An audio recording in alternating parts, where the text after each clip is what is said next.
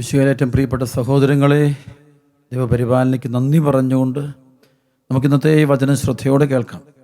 ഹൃദയം തുറന്ന് ദൈവവചനത്തെ സ്വീകരിക്കുക. അത് നമ്മുടെ ജീവിതത്തിൽ നൂറുമേനി ഫലം പുറപ്പെടുവിക്കാനിടയാകട്ടെ. സങ്കീർത്തനം 119 105 വചനം നമുക്കറിയാം. കർത്താവിൻ്റെ വചനം പാതകളിൽ പ്രകാശമാണ്, വഴികളിൽ പ്രകാശമാണ്. അപ്പോൾ പ്രകാശം നൽകുന്ന ആ വചനത്തിൻ്റെ വഴിയിലൂടെ പോകാൻ നമുക്കുള്ള തീരുമാനം എടുത്തുകൊണ്ട് നമുക്ക് ഇന്നത്തെ വചനം കേൾക്കാം.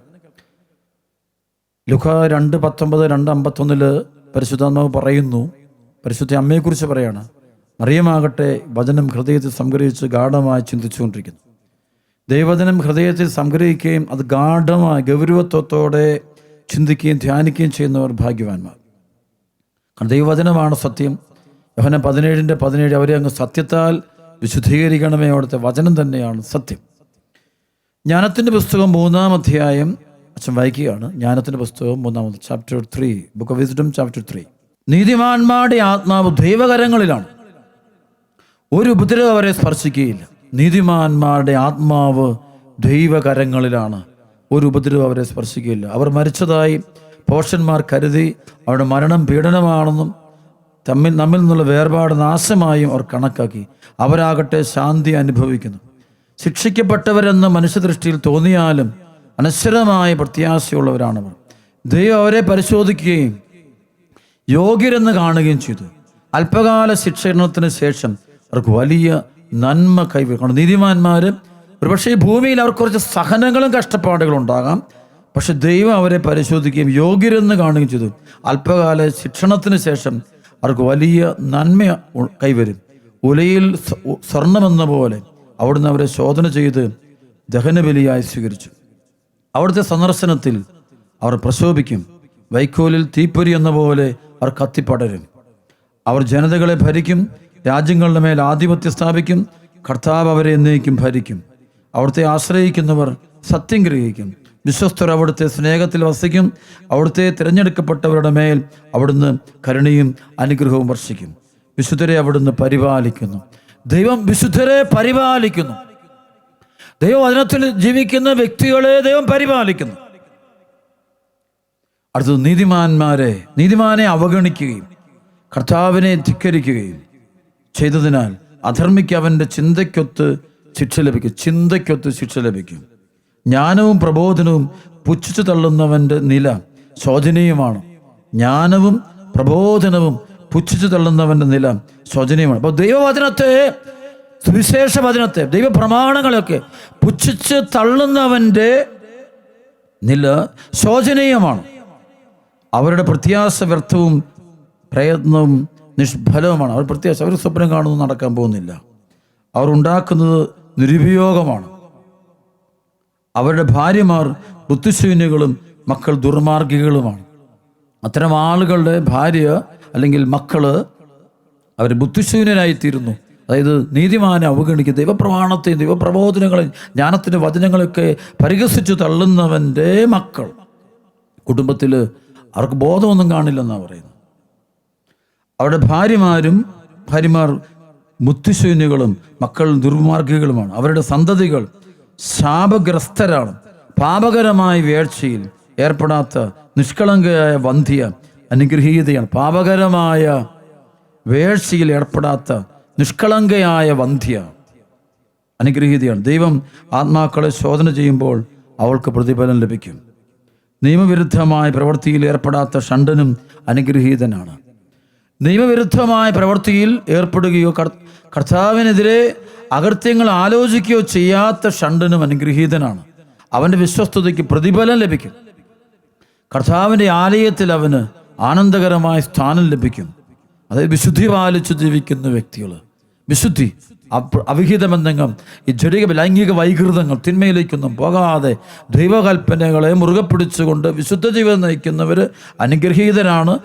അവർക്ക് പ്രതിഫലം, അവരുടെ വിശ്വസ്തതയ്ക്ക് ദൈവം പ്രതിഫലം കൊടുക്കും. കർത്താവിൻ്റെ ആലയത്തിൽ അവർക്ക് ആനന്ദകരമായ സ്ഥാനം ലഭിക്കും. സ്വർഗത്തിലൊരു സ്ഥാനം കിട്ടും. ദൈവത്തെ അനുസരിക്കുന്നവർക്ക് ദൈവസ്ഥാനം കൊടുക്കും. ദൈവത്തെ ബഹുമാനിക്കും. ദൈവത്തോട് വിശ്വസ്ത കാണിക്കുന്നവർക്ക് ദൈവം ഒരു മഹത്വം കൊടുക്കും. സൽപ്രവൃത്തികൾ മഹത്തായ ഫലമുളവാക്കുന്നു. വിവേകത്തിൻ്റെ അറ്റ് വിവേകത്തിൻ്റെ വേര് അറ്റുപോകുകയില്ല. വ്യഭിചാരികളുടെ സന്തതി പക്വത പാലിക്കുകയില്ല. നിയമവിരുദ്ധമായ വേഴ്ചയുടെ ഫലം നശിച്ചു പോകും. ദീർഘകാലം ജീവിച്ചാലും അവരെ ആരും പരിഗണിക്കുകയില്ല. അവരുടെ വാർദ്ധക്യവും അവമാനം നിറഞ്ഞതായിരിക്കും. യൗവനത്തിൽ മരിച്ചാൽ അവർക്ക് ആശയ്ക്ക് വഴിയില്ല. വിധി ദിവസത്തിൽ അവർക്ക് ആശ്വാസം ലഭിക്കുകയില്ല. അധർമ്മികളുടെ തലമുറയ്ക്ക് ഭീകരമായ നാശം സംഭവിക്കും. അധർമ്മികൾ, ഈ ബൈബിൾ അധർമ്മി എന്ന് പറയുമ്പോൾ പല അർത്ഥത്തിൽ പറയാറുണ്ട്. ജ്ഞാനത്തിൻ്റെ പുസ്തകം 1-ാം അധ്യായത്തിൻ്റെ 16, അധർമ്മികൾ വാക്കും പ്രവൃത്തിയും വഴി മരണത്തെ ക്ഷണിച്ചു വരുത്തി മിത്രമെന്ന് കരുതി അതുമായി സഖ്യം ചെയ്ത് സ്വയം നശിക്കുന്നു. അതിനോട് ചേരാൻ അവർ യോഗ്യരാണ്. അധർമ്മി എപ്പോഴും തിന്മയോട് കൂട്ടുകൂടും, എല്ലാ തിന്മകളും കൂട്ടും. മദ്യഷാപ്പും മദ്യ കൂട്ടുകാരും രാഷ്ട്രീയവും, ചില പ്രത്യേകതര രാഷ്ട്രീയവും സുഖഭോഗങ്ങളും പെരുമയും അങ്ങനെയുള്ള സംഭവങ്ങളോട് ഭയങ്കര കൂട്ടാണ്. അതുപോലെ വ്യഭിചാര ബന്ധങ്ങളും ഉള്ള സെക്സ് വേൾഡും വിളച്ചതയും ഗേയും ലെസ്ബിയനും ആ തിന്മ ഈ തിന്മ എല്ലാം ചെയ്ത് എല്ലാം കൂട്ടിയിട്ട് അതുങ്ങൾ കൂട്ടുകൂടുന്നു. അങ്ങനെ അധർമ്മികൾ വാക്കും പ്രവൃത്തികളും വേണ്ടി മരണത്തെ ക്ഷണിച്ചു വരുത്തി മിത്രമെന്ന് കരുതി അതുമായി സഖ്യം ചെയ്ത് സ്വയം നശിക്കുന്നു. അതിനോട് ചേരാൻ അവർ യോഗ്യരാണ്. പ്രിയപ്പെട്ട മക്കളെ, ഇവിടെയാണ് 1 തിമോത്തി 1 തിമോത്തിയിലെ 4-ാം അധ്യായത്തിൽ 1 മുതൽ 5 വരെയുള്ള വചനം പറയും. വരും കാലങ്ങളിൽ ചില കപട ആത്മാക്കളും പിശാചിൻ്റെ പ്രബോധനങ്ങളിലും ശ്രദ്ധയർപ്പിച്ചുകൊണ്ട് വിശ്വാസത്തിന് വ്യതിചലിക്കുമെന്ന് ആത്മാവ് വ്യക്തമായി പറയുന്നു. മനസാക്ഷി കത്തിക്കരിഞ്ഞു പോയ നുണയന്മാരുടെ കാപട്യമാണ് ഇതിന് കാരണം. അതിനുശേഷം വീണ്ടും പറയുന്നുണ്ട് 1 തിമോത്തി 4-ാം അധ്യായത്തിൻ്റെ 12, ആരും നിന്റെ പ്രായക്കുറവിൻ്റെ പേര് നിന്നെ അവഗണിക്കാൻ ഇടയാക്കരുത്. വാക്കുകളും പെരുമാറ്റത്തിലും സ്നേഹത്തിലും വിശ്വാസത്തിലും വിശുദ്ധിയിലും നീ വിശ്വാസികൾക്ക് മാതൃകയായിരിക്കുക. വീണ്ടും പറയുന്നുണ്ട് 2 തിമോത്തി 3-ാം അധ്യായത്തിൻ്റെ 12-13 വചനം. യേശുക്രിസ്തുവിനോട് ഐക്യപ്പെട്ട് വിശുദ്ധ ജീവിതം നയിക്കുവാൻ ആഗ്രഹിക്കുന്നവർ എല്ലാവരും പീഡിപ്പിക്കപ്പെടും. അതേസമയം ദുഷ്ടരും കപടനാട്ടുകാരും വഞ്ചിക്കപ്പെട്ടും അടിക്കടി അധപ്പതിക്കും. ഉണ്ടോ? ബൈബിൾ പറയുക ദുഷ്ടൻ അധപ്പതിക്കും എന്ന് പറയുക. യെശയ്യാ പ്രവാചകന്റെ പുസ്തകത്തിൽ പറയുന്നുണ്ട്, ദുഷ്ടന്റെ ഹൃദയം ഇളകി മറിയുന്ന കടല് പോലെയാണ്, ശാന്തമാകാൻ അതിനാവില്ല.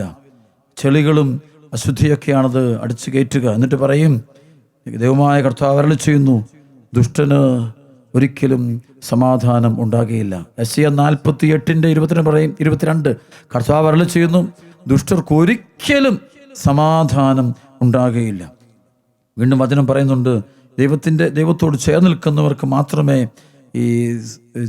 ദൈവത്തിനോട് ചേർന്ന് നിൽക്കുന്നവർക്ക് മാത്രമേ നിലനിൽപ്പുണ്ടാവുകയുള്ളൂ. യെശയ്യാ 51:7-8 വചനം. ന്യായമറിയുന്നവരും എൻ്റെ നിയമം ഹൃദയത്തിൽ സൂക്ഷിക്കുന്നവരുമായ ജനമേ, എൻ്റെ വാക്ക് കേൾക്കുവിൻ. മനുഷ്യരുടെ നിന്ദനത്തെ ഭയപ്പെടുകയോ ശകാരങ്ങളിൽ സംഭ്രമിക്കുകയോ വേണ്ട. നിങ്ങൾ വചനത്തിലൊക്കെ പോകുമ്പോൾ വിശ്വാസ ജീവിതം നയിക്കുമ്പോൾ മനുഷ്യർ നിങ്ങളെ നിന്ദിക്കും, നിങ്ങളെ ഭയപ്പെടും. അവിടെ മനുഷ്യരുടെ നിന്ദനത്തെയോ ഭയപ്പെടുകയോ ശകാരങ്ങളിൽ സംഭ്രമിക്കുകയോ വേണ്ട. വസ്ത്രം പോലെ ഇരട്ടവാലനും കമ്പിളി പോലെ പുഴുവും അവരെ തിന്നൊടുക്കും. എന്നാൽ ഞാൻ നൽകുന്ന മോചനം നിത്യമാണ്, രക്ഷ തലമുറകളോളം നിലനിൽക്കുന്നു. എൻ്റെ പ്രിയപ്പെട്ട സഹോദരങ്ങളെ, ദൈവത്തോട് ചേർന്ന് മാത്രം ചെയ്യുക. ലോകത്തോടും പാപത്തോടുമൊക്കെ ചേരാതിരിക്കാനായിട്ട് എപ്പോഴും ശ്രദ്ധിക്കുക.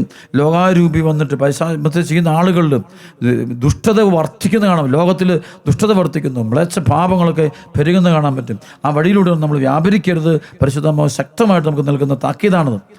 ഇവിടെയാണ് ഒരു വചനം വായിക്കാൻ പോവാണ്. റോമാലേഖനത്തിൻ്റെ 1-ാം അധ്യായം 18 മുതൽ വചനം. റോമാലേഖനം 1-ാം അധ്യായത്തിൻ്റെ 18 മുതൽ 32 വരെയുള്ള വചനം വളരെ പ്രധാനപ്പെട്ട തിരുവചനമാണ്. ഈ തിന്മയിൽ നിന്ന് നമ്മൾ രക്ഷപ്പെടാൻ നമ്മൾ ആഗ്രഹിച്ച് നമ്മൾ തീക്ഷ്ണമായിട്ട് നമ്മൾ പ്രാർത്ഥിക്കണത്. അതിനെങ്ങനെയാണ്? മനുഷ്യരുടെ സകല ദുഷ്ടതയ്ക്കും അനീതിക്കുമെതിരായി ദൈവത്തിൻ്റെ ക്രോധം ആകാശത്ത് നിന്ന് പ്രത്യക്ഷപ്പെടുന്നു. അവർ തങ്ങളുടെ അനീതിയിൽ സത്യത്തെ തളച്ചിടുന്നു. ദൈവത്തെക്കുറിച്ച് അറിയാൻ കഴിയുന്നൊക്കെ അവർക്ക് വ്യക്തമായി അറിയാം. ദൈവമെല്ലാം അവർക്ക് വെളിപ്പെടുത്തിയിട്ടുണ്ട്. ലോക സൃഷ്ടി മുതൽ ദൈവത്തിൻ്റെ അദൃശ്യ പ്രകൃതി, അതായത് അവിടുത്തെ അനന്തശക്തിയും ദൈവത്വം സൃഷ്ടവസ്തുക്കളിലൂടെ സ്പഷ്ടമായി അറിഞ്ഞിട്ടുണ്ട്. അതുകൊണ്ട് അവർക്ക് ഒഴികഴിവില്ല. അവർ ദൈവത്തെ അറിഞ്ഞിരുന്നെങ്കിലും അവിടുത്തെ ദൈവമായി മഹത്വപ്പെടുത്തുകയോ അവിടുത്തേക്ക് നന്ദി പ്രകാശിപ്പിക്കുകയോ ചെയ്തില്ല. മറിച്ച് അവരുടെ യുക്തിവിചാരങ്ങൾ നിഷ്ഫലമായി തീരുകയും വിവേകരഹിതമായ ഹൃദയം അന്ധകാരത്തിൽ ആണ്ടുപോവുകയും ചെയ്തു. ജ്ഞാനികളെന്ന് അവകാശപ്പെട്ടുകൊണ്ട് അവർ ഭോഷന്മാരായി തീർന്നു. അവർ അനശ്വരനായ ദൈവത്തിൻ്റെ മഹത്വം നശ്വരനായ മനുഷ്യൻ്റെയോ പക്ഷികളുടെയോ മൃഗങ്ങളുടെ ഇഴജന്തുക്കളുടെ സദൃശ്യമുള്ള വിഗ്രഹങ്ങൾക്ക് കൈമാറി. അതുകൊണ്ട് ദൈവം അവരെ തങ്ങളുടെ ഭോഗാസക്തികളോടുകൂടെ ശരീരങ്ങൾ പരസ്പരം അപമാനിതമാക്കുന്നതിന് അശുദ്ധിക്ക് വിട്ടുകൊടുത്തു. എന്നാൽ അവർ ദൈവത്തിൻ്റെ സത്യം ഉപേക്ഷിച്ച് വ്യാജം സ്വീകരിച്ചു. അവർ സൃഷ്ടാവിലുപരി സൃഷ്ടിയെ ആരാധിക്കുകയും സേവിക്കുകയും ചെയ്തു. അവിടെ നിന്നേക്കും വാഴ്ത്തപ്പെട്ടവനാണ്. ആമേൻ. അക്കാരണത്താൽ ദൈവം അവരെ നിന്ദ്യമായ വികാരങ്ങൾക്ക് വിട്ടുകൊടുത്തു. അവരുടെ സ്ത്രീകൾ സ്വാഭാവിക ബന്ധങ്ങൾക്ക് പകരം പ്രകൃതി വിരുദ്ധ ബന്ധങ്ങൾ ഏർപ്പെട്ടു. അതുപോലെ പുരുഷന്മാർ സ്ത്രീകളുമായിട്ടുള്ള സ്വാഭാവിക ബന്ധം ഉപേക്ഷിക്കുകയും പരസ്പര ആസക്തിയാൽ ജ്വലിച്ച് അന്യോന്യം ലജ്ജാകര കൃത്യങ്ങളിൽ ഏർപ്പെടുകയും ചെയ്തു. തങ്ങൾ തെറ്റിന് അർഹമായ ശിക്ഷ അവർക്ക് ലഭിച്ചു. തങ്ങൾ തെറ്റാണ്. പരിശുദ്ധാത്മാവിൻ്റെ വചനം പറയുന്നത് ഇതൊക്കെ തെറ്റാണ്, തിന്മയാണ്. പ്രകൃതി വിരുദ്ധ ബന്ധങ്ങൾ തെറ്റ് തന്നെയാണ്, ആ പാപം തന്നെയാണ്. ദൈവവചനം അച്ഛൻ പറയണം, എനിക്ക് വേറൊന്നും പറയാനില്ല. ദൈവവചനമാണ് കേൾക്കേണ്ടത്. ദൈവവചനത്തിൽ നിന്ന് മാറരുത്. തിരുസഭ പോലും ദൈവവചനത്തോടാണ് വിശ്വസ്തത കാണിച്ചുകൊണ്ടിരിക്കുന്നത്. സഭ ഒരിക്കലും അതിന് മാറിപ്പോകാൻ പറ്റത്തില്ല. ദൈവവചനത്തോടാണ് വിശ്വസ്തത കാണിക്കേണ്ടത്. ആ വചനം നമ്മളെ രക്ഷപ്പെടുത്താണ്. കർത്താവേ, അങ്ങയുടെ വചനങ്ങൾ ഞങ്ങളുടെ പാദങ്ങൾക്ക് വിളക്കും, വഴികളിൽ പ്രകാശവുമാണ്. അതാണ് സത്യം. ആ ഒരു സത്യത്തിൽ നിന്ന് മാറിപ്പോകരുത്. നമ്മുടെ യുക്തിയും ബുദ്ധിയൊക്കെ ഉപയോഗിച്ചുകൊണ്ട് പരിശുദ്ധാത്മാവിനെതിരായിട്ട് ഒരുപാട് ചിന്തിക്കുന്ന ആൾ ദൈവവചനത്തിനെതിരെ പോകുന്നു.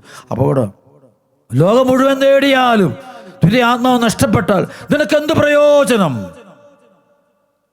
അടുത്ത വചനം പറയുകയാണ്, ദൈവത്തെ അംഗീകരിക്കുന്ന പോരായ്മയായി അവർ കരുതിയ നിമിത്തം അധമവികാരത്തിനും അനുചിത പ്രവൃത്തികൾക്കും ദൈവം അവരെ വിട്ടുകൊടുത്തു. ദൈവത്തെ അംഗീകരിക്കുന്നത് ഒരു പോരായ്മയായി കരുതിയത് നിമിത്തം അധമവികാരത്തിനും അനുചിത പ്രവൃത്തികൾക്കും ദൈവം അവരെ വിട്ടുകൊടുത്തു.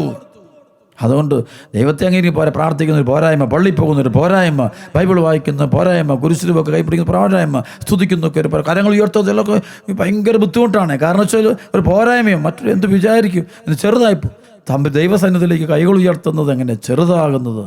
അത് മഹത്വത്തിൻ്റെ അടയാളമല്ലത്. ഹൃദയം കൊണ്ട് ആരാധിക്കുന്നത് പള്ളിപ്പൊരു മുട്ടുകുത്തുമ്പോൾ ദൈവം അതിനനുസരിച്ച് ജീവിക്കും മക്കളെ. അതുകൊണ്ട് എന്താ കുടുംബ പ്രശ്നങ്ങളും വ്യക്തി പ്രശ്നങ്ങളും മുഴുവൻ വരും ദൈവവും ഈ പ്രശ്നമാണ്. ദൈവത്തെ അംഗീകരിക്കുന്നതൊരു പോരായ്മയായി കരുതിയ നിമിത്തം അധമവികാരത്തിനും അനുചിത പ്രവൃത്തികൾക്കും ദൈവം അവരെ വിട്ടുകൊടുത്തു. അതിനുശേഷം പറയാം, അവർ എല്ലാ തരത്തിലുമുള്ള അനീതിയും ദുഷ്ടതയും അത്യാഗ്രഹവും തിന്മയും നിറഞ്ഞവരാണ്. അനീതി, ദുഷ്ടത, അത്യാഗ്രഹം, തിന്മ നിറഞ്ഞവരാണ്. അസൂയ ഏറ്റവും കൂടുതൽ സ്പിരിറ്റ് ഒന്ന് കൂടുന്നു. അസൂയ ഭയങ്കര ജലസി, അസൂയ. എല്ലാവരും അസൂയ. എവിടെ നന്മയെ തിന്മയാക്കി മാറ്റും. ഭയങ്കരമാണ്. തിന്മയോടക്കാർക്ക് യാതൊരു പ്രശ്നം. ഞാൻ പലപ്പോഴും ഓർക്കാറുണ്ട്, നന്മയ്ക്കിട്ടാണ് ഇപ്പോൾ വരുന്നത്. ദൈവവചനം പ്രഘോഷിക്കുന്നത്, സുവിശേഷത്തിനെതിരെ, സുവിശേഷ വചനത്തിനെതിരെ. എന്നാൽ തിന്മയോട് ഇവർക്ക് ഒരു കുഴപ്പമില്ല. ഭയങ്കര അതിനെതിരെ ഒരു അക്ഷരം പോലും പറയില്ല അവർ. അതിന് ഭയങ്കര സപ്പോർട്ടിങ്. അതേ ഓൾ എൻജോയ് സുഖങ്ങൾക്കെതിരെ മനുഷ്യൻ്റെ അതൊന്നും ഒരു പാപമല്ല. അന്ന് പാപം വെച്ചാൽ സത്യം വിളിച്ച് പറയുന്നതാണ് പലപ്പോഴും പാപമായിട്ട് കാണുന്നത്. സത്യം വിളിച്ച്, ദൈവവചനം വിളിച്ച് പറയുന്നത്, പരിശുദ്ധാത്മാവിൻ്റെ വചനങ്ങൾ, ദൈവവചനത്തിൽ വെള്ളം ചേർക്കാതെ പ്രസംഗിക്കുക, അതാണ് ഇന്ന് മനുഷ്യൻ പാപമായിട്ട് കാണുന്നത്. അല്ലാതെ പാപവും ഇവർ കാണുന്നതല്ല. അവർ കാണുന്നത് മറ്റത് ഞങ്ങൾക്ക് ചെയ്യാം, ഞങ്ങൾക്ക് അനുവദിക്കപ്പെട്ടു. കാരണം വെച്ചാൽ അവർക്ക് ഇതാണ് ദൈവവചന സുവിശേഷത്തെ അംഗീകരിക്കുന്നത്, ദൈവവചനത്തെ അംഗീകരിക്കുന്ന ഒരു പോരായ്മയായി കരുതിയ നിമിത്തം അധമവികാരത്തിനും അനുചിത പ്രവൃത്തികൾക്കും ദൈവം അവരെ വിട്ടുകൊടുത്തു. അവർ എല്ലാ തരത്തിലുമുള്ള അനീതിയും ദുഷ്ടതയും അത്യാഗ്രഹവും തിന്മയും നിറഞ്ഞവരാണ്. അസൂയ, കൊലപാതകം, ഏഷണി, കലഹം, വഞ്ചന, പരദ്രോഹം എന്നിവയിൽ മുഴുകുന്നു. അവർ പരദൂഷകരും ദൈവനിന്ദകരും ധിക്കാരികളും ഗർവിഷ്ഠരും പൊങ്ങച്ചക്കാരും തിന്മകൾ ആസൂത്രണം ചെയ്യുന്നവരും മാതാപിതാക്കളെ അനുസരിക്കാത്തവരും ബുദ്ധിഹീനരും അവിശ്വസ്തരും ഹൃദയശൂന്യരും കരുണയില്ലാത്തവരുമായി തീരുന്നു. ഇത്തരം പ്രകൃത്യങ്ങൾ ചെയ്യുന്നവർ മരണാർഹരാണെന്ന ദൈവകൽപ്പന അറിഞ്ഞിരുന്നിട്ട് അവർ ചെയ്യുന്നു. മാത്രമല്ല, അങ്ങനെ ചെയ്യുന്നവരെ അംഗീകരിക്കുകയും ചെയ്യുന്നു. നമുക്ക് സ്തുതിക്കാം. Hallelujah, hallelujah. യേശുവേ, ആരാധന. സ്തുതിക്കുന്നു. കർത്താവേ, ഈ പാപത്തിൻ്റെ പടുകുഴിയിൽ ഞങ്ങളെ കരകയറ്റണമേ എന്ന് ഞങ്ങൾ യാചിച്ച് പ്രാർത്ഥിക്കുന്നു. പ്രിയപ്പെട്ട ദൈവമക്കളെ, ദൈവസന്നിധിക്കും വചനത്തെ മുറുകെ പിടിക്കുക. വിശുദ്ധിയുടെ മാർഗത്തിൽ നിന്ന് ഒട്ടും വ്യതിചലിക്കരുത്. ആര് പറഞ്ഞാലും വ്യതിചലിക്കരുത്. വിശുദ്ധിക്കെതിരായുള്ള പാപം ചെയ്യരുത്. ദൈവവചനത്തെ മുറുകെ പിടിക്കുക. അത് നമുക്ക് ഉൾക്കൊള്ളാൻ പറ്റിയാലും ഉൾക്കൊള്ളാൻ പറ്റിയില്ലെങ്കിലും സ്വീകാര്യമാണെങ്കിലും ഈ കാലഘട്ടം ഇങ്ങനെയാണ്. ലോകം അങ്ങനെ പോയേക്കരുത്. ഈശോ പറഞ്ഞ വചനം ഒരിക്കലും മറന്നേക്കരുത്. മത്തായി സുവിശേഷത്തിൻ്റെ 5-ാം അധ്യായത്തിൻ്റെ 17-18 നിയമത്തെയോ പ്രവാചകന്മാരെയോ അസാധുവാക്കാനാണ് ഞാൻ വന്നതെന്ന് നിങ്ങൾ വിചാരിക്കരുത്. അസാധുവാക്കാനല്ല, പൂർത്തിയാക്കാനാണ് ഞാൻ വന്നിരിക്കുന്നത്. ആകാശവും ഭൂമിയും കടന്നു പോകും, എൻ്റെ വചനങ്ങൾക്ക് മാറ്റമുണ്ടാകില്ല. ആകാശത്തിനും ഭൂമിയിൽ ഒരുപാട് മാറ്റങ്ങൾ വരും. ലോകത്തൊരുപാട് മാറ്റങ്ങൾ വരും. ഈശോ പറഞ്ഞു, ലോകത്തൊരുപാട് മാറ്റങ്ങൾ വരും. പക്ഷേ ദൈവവചനത്തിന് മാറ്റമുണ്ടാകില്ല. ഉണ്ടാകില്ല. എഴുതിയത് തന്നെ. ഈശോയെ കുരിശ് തറച്ചപ്പോൾ നമുക്കറിയാമല്ലോ, ഒരു യഹൂദന്മാരുടെ രാജാവാണ് എന്നുള്ള എഴുതിയപ്പോൾ ഉടനെ യഹൂദന്മാരോട് അങ്ങനെ എഴുതരുത്, യഹൂദന്മാർ രാജാവാണ് താനെന്ന് ഇവൻ പറഞ്ഞുവെന്ന് ഒരു വാക്കും കൂടെ ചേർത്ത് വെച്ചാൽ മതി. ഉടനെ പിലാത്തോസ് ഇല്ല, ഞാൻ എഴുതിയത് തന്നെ. അതാണ് അത് വലിയ അർത്ഥമാണ്. നമുക്ക് തോന്നും അതിനിടയ്ക്ക് ചില വചനം കേട്ടിയാലോ, ബൈബിളിനിടയിൽ ഒരു അക്ഷരം കൂടെ 2 സെൻറ്റൻസ് കൂടെ കൂടുതൽ കൂട്ടിയാലോ, കുറച്ച് രണ്ടെണ്ണം ആഡ് ചെയ്താലോ, അതിന് ഇടയ്ക്കൊരു സെൻറ്റൻസ് കൂടെ കൊടുത്താലോ ഒക്കെ അതെല്ലാവരുടെ ആഗ്രഹമാണ്. അവർക്ക് പ്രൊട്ടക്ഷൻ കിട്ടാൻ, അതല്ലേ അവിടെ എന്താണ് പ്രശ്നം എന്താണ്, അവർക്ക് യഹൂദർക്കൊരു പ്രൊട്ടക്ഷൻ കിട്ടണം. അപ്പോൾ അങ്ങനെ എഴുതി കഴിഞ്ഞാൽ തെറ്റാണ്. അപ്പോൾ ഈ യഹൂദന്മാരുടെ രാജാവെന്ന് എഴുതുമ്പോൾ അത് അവരെ ബാധിക്കും. യഹൂദന്മാർ രാജാവാണ് താനെന്ന് ഇവൻ പറഞ്ഞു എന്ന് എഴുതിയാൽ അവരെ ബാധിക്കില്ല, അത് പ്രശ്നം തീർന്നു. അപ്പോൾ പക്ഷേ ഒരു ഉണ്ടാകും അവിടെ പ്രശ്നം, അത് സത്യം എഴുതി വെക്കുകയാണ്. അപ്പോൾ ഇതുപോലെയാണ് ഇടയ്ക്കൊരു സെൻറ്റൻസുകൾ വേണമെങ്കിൽ കോംപ്രമൈസ്ഡായി നമുക്ക് ഒരുമിച്ച് നമുക്ക് ലോകം എപ്പോഴുണ്ട് ഈ ആത്മീയ ജീവിതവും ലൗകിക ജീവിതവും കോംപ്രമൈസ് ആക്കാൻ വേണ്ടി ഒരുപാട് പേര് ഇന്ന് തത്രപ്പെടുന്നുണ്ട്. രാവിലെ ഉച്ചയ്ക്കും വൈകിട്ടും ലോകത്ത് കോംപ്രമൈസ് ചെയ്യിക്കാൻ വേണ്ടി ഓടി നടക്കുന്ന ആൾ ഒത്തിരി ഉണ്ട്. രണ്ടും കൂടി ചേർന്ന് വേറൊരു ബന്ധം കൂടെ കൂട്ട് അതിനൊരു വചനം കണ്ടുപിടിച്ചുകൊണ്ട് വരുവേ. മദ്യപിക്കുന്നവനും കണ്ടുപിടിക്കും ഒരു വചനം അവിടുന്ന് വെള്ളം എടുത്തുകൊണ്ട് വരുവേ. വേറെ എന്തിനൊക്കെ ഒരു വചനം എടുത്തുകൊണ്ട് എന്തെങ്കിലുമൊക്കെ എടുത്തുകൊണ്ട് വരുവേ. അവിടെ ഒരു സഭയുടെ പ്രബോധനങ്ങളൊക്കെ എടുത്തു. അങ്ങനെ പണ്ട് അങ്ങനെ ഉണ്ടായിരുന്നു, പണ്ട് ഇങ്ങനെ ഉണ്ടായിരുന്നു, അവിടെ അങ്ങനെയായിരുന്നു, ഇവിടെ ഇങ്ങനെയായിരുന്നു. കാരണം ഇവന് ഇതിനിടയിലൊന്ന് കയറിയില്ലെങ്കിൽ പിന്നെ ഉറക്കം വരില്ല. അതാണ് യഹൂദർക്ക് ഉറക്കം പോയി. കാരണം പിലാത്തോസ് എഴുതി വെച്ചു, ഇവൻ യഹൂദന്മാരുടെ രാജാവെന്ന് എഴുതി വെച്ചപ്പോൾ കർത്താവിൻ്റെ കുരിശിൻ്റെ മുകളിൽ എഴുതി വെച്ച ആ ബലകം ഉണ്ടല്ലോ, അത് മാറ്റാൻ പറഞ്ഞു പിലാത്തോസിനോട്. പിലാത്തോസ് ഇല്ല, ഞാൻ മാറ്റില്ലത്, ഞാൻ എഴുതിയത് തന്നെ. അത് ഈ എഴുതപ്പെട്ട വചനം ഇതങ്ങ് കേട്ടാൽ മതി, വേറെ ആരും പറഞ്ഞ് കേൾക്കേണ്ട കാര്യമില്ല. ഇതേപടി തന്നെ, അതെല്ലാവർക്കും ഒരുപോലെ ബാധകം. അത് വൈദികനായാലും സന്യാസിനിയായാലും അൽമായനായാലും ക്രിസ്ത്യാനിയായാലും അവിശ്വാസിയായാലും വിശ്വാസിയായാലും എല്ലാവർക്കും ഈ ബൈബിളിലെ വചനങ്ങൾ എല്ലാവർക്കും ഒരുപോലെ ബാധകമാണ്. അങ്ങനെ കണ്ണും പൂട്ടി ഞാൻ പരിശ്രമിക്കുന്നതെന്നും ധ്യാനിക്കുന്നു. എനിക്ക് ബൈബിളിനെയും ദൈവവചനത്തിനും കണ്ണും പൂട്ടി വിശ്വസിക്കാനുള്ള കൃപ തരണമേ എന്നുള്ള ഒറ്റ പ്രാർത്ഥന. വേറൊന്നും ചോദിക്കും, കർത്താവ് നിൻ്റെ വചനത്തെ നീ പറയുന്ന കാര്യങ്ങളെ കണ്ണും പൂട്ടി ഒന്ന് വിശ്വസിക്കാനുള്ള കൃപ, അത് മാത്രം. അതിനിടയിൽ വേറെ കയറ്റിക്കും നമ്മുടേതായ വ്യാഖ്യാനം, നമ്മുടേതായ ബുദ്ധി യുക്തി ഒക്കെ കയറ്റുന്ന സംഭവം അത് മാറ്റിയേക്കണം. അതുകൊണ്ട് പ്രിയപ്പെട്ട മക്കളെ, എളിമയോടെ വിശ്വസിക്കുക, വചനത്തെ വിശ്വസിക്കുക, കണ്ണും പൂട്ടി. ബൈബിള് നമ്മളെന്തെങ്കിലും ചേർത്ത് കഴിഞ്ഞാൽ അത് മാറിപ്പോകും. അപ്പോൾ അതുകൊണ്ട് ഇവിടെ അത് ഉറപ്പിച്ച് നിൽക്കുക, കർത്താവിനോട് ചേർന്ന് നിൽക്കുക, വചനത്തോട് ചേർന്ന് നിൽക്കുക, വചനത്തിൻ്റെ ജീവിതം നയിക്കുക, വിശുദ്ധ ജീവിതം നയിക്കുക. അത് അണുവിടെ വെറുതെയാലിക്കായിരിക്കുക ശ്രദ്ധിക്കുക. 1 തെസ്സലോനിക്കർ 4:3 7-8 വചനം പറയുന്നുണ്ട്, നിങ്ങളുടെ വിശുദ്ധീകരണമാണ് ദൈവം അഭിലഷിക്കുന്നത്, വിശുദ്ധിയാണ് ദൈവം ആഗ്രഹിക്കുന്നത്. വിശുദ്ധ ദൈവവുമായിട്ടുള്ള ബന്ധം ഉണ്ടാകണമെങ്കിൽ ആത്മവിശുദ്ധി വേണം. പണത്തോടും സുഖത്തോടും പേരിനോടും പെരുമയോടും അതിനോട് താല്പര്യം, ജഡികത, ശരീരത്തിൻ്റെ ആസക്തികളെ പ്രീതിപ്പെടുത്തിക്കൊണ്ട് ദൈവത്തെ പ്രീതിപ്പെടുത്താൻ സാധ്യമല്ല, ഒരിക്കലും പറ്റത്തില്ലത്. അതുകൊണ്ട് പൗലോസ് വീണ്ടും പറയുന്നുണ്ട്, നിങ്ങളുടെ വിശുദ്ധീകരണമാണ് ദൈവം രക്ഷിക്കുന്നത്, അശുദ്ധിയിലേക്കല്ല, വിശുദ്ധിയിലേക്കാണ് ദൈവം. നമ്മൾ അത് അശുദ്ധിയാണെന്ന് പരിശുദ്ധാത്മാവ് ചില മേഖലകളെക്കുറിച്ച് പറയുമ്പോൾ അശുദ്ധി തന്നെയാണ്. അവിടെ പ്രിയപ്പെട്ട മക്കളെ, ഇത് വചനം കേട്ടുകൊണ്ടിരിക്കുമ്പോൾ നമ്മളെ ദുഷ്ടഹൃദയത്തിൽ നിന്നും പുറത്തിറക്കണം.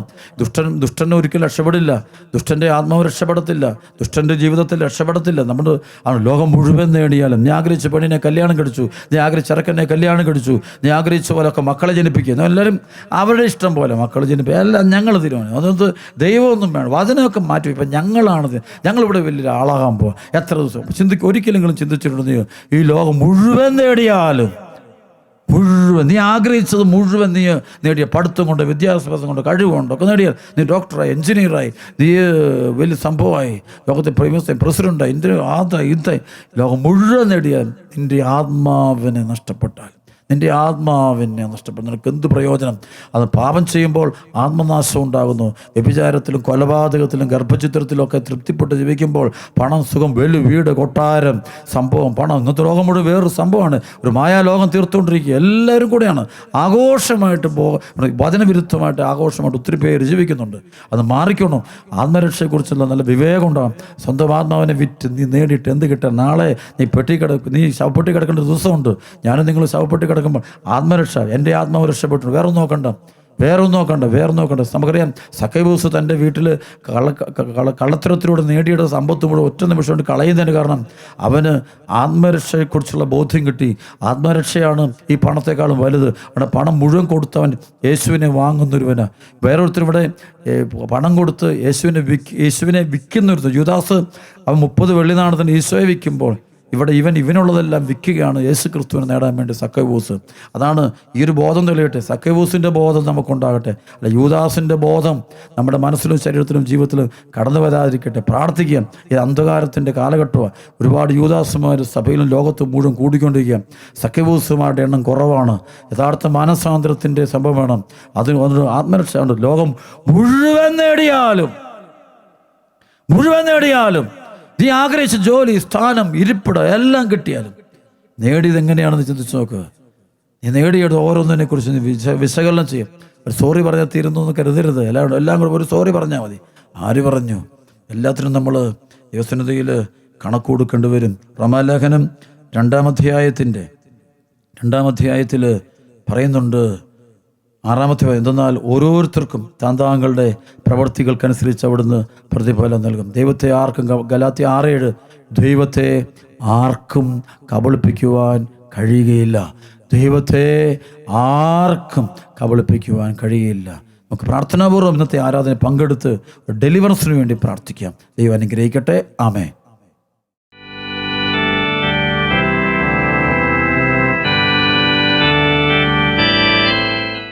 എല്ലാ നാവും സർവലോകവും യേശുനാമമുയർത്തിടുമേ. ബഹുമാനവും സ്തുതിസ്തോത്രവും സർവം സ്വീകരിപ്പാനേശു യോഗ്യൻ. എല്ലാ നാവും സർവലോകവും യേശുനാമമുയർത്തിടുമേ. ബഹുമാനവും സ്തുതിസ്തോത്രവും സർവം സ്വീകരിപ്പാനേശു യോഗ്യൻ. യേശുവേ പോലെയാരുമില്ല, എൻ്റെ പ്രിയനെ പോലാരും ഇല്ല. യേശുവേ പോലെയാരും ഇല്ല, എൻ്റെ പ്രിയനെ പോലാരും ഇല്ല. ഹല്ലേലൂയാ, ഹല്ലേലൂയാ,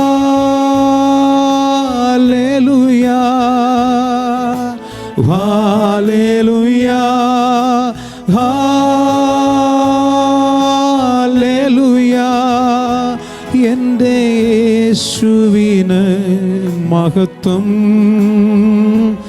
എൻ്റെ പ്രാണപ്രിയനാരാധന. എൻ്റെ യേശുവിന് മഹത്വം, എൻ്റെ പ്രാണപ്രിയനാരാധന. സ്തുതിക്കുന്നു, ഉച്ചത്തെ ആരാധന, ആരാധന, ആരാധന, സ്തുതി, സ്തുതി, ഹല്ലേലൂയ, ഹല്ലേലൂയ, ഹല്ലേലൂയ, ഹല്ലേലൂയ, നന്ദി ഈശോയേ, ഹല്ലേലൂയ, നന്ദി ഈശോയേ, ഹല്ലേലൂയ, ഈശോയേ, hallelujah, hallelujah, hallelujah. The name of Jesus of Nazareth, I break all evil chains. എല്ലാ കുടുംബങ്ങളിലുള്ള ഓരോ വ്യക്തിയിലും, ഓരോ മകനിലും, ഓരോ മക്കളിലുമുള്ള അന്ധകാര ശക്തികളോട് കൽപ്പിക്കുന്നു ഈശോയുടെ നാമത്തിൽ. ഈ കുർബാന എഴുതുന്ന ഈശോയുടെ നാമത്തിൽ കൽപ്പിക്കുന്നു. എല്ലാ മക്കളും വിട്ടുപോകണം. സുരക്തത്തെ കൽപ്പിക്കുന്നു, സുരക്തത കൽപ്പിക്കുന്നു. രക്തം പെയ്തിറങ്ങട്ടെ എല്ലാ ഹൃദയങ്ങളിലേക്കും. ഹല്ലേലൂയ, ആരാധന, ആരാധന, ആരാധന, ഹല്ലേലൂയ, ആരാധന, ആരാധന, ആരാധന, ആരാധന, hallelujah, hallelujah, Jesus, hallelujah, hallelujah, hallelujah, hallelujah, ആരാധന, ആരാധന, ഹല്ലേലൂയ, ഹല്ലേലൂയ, ഹല്ലേലൂയ, ഹല്ലേലൂയ.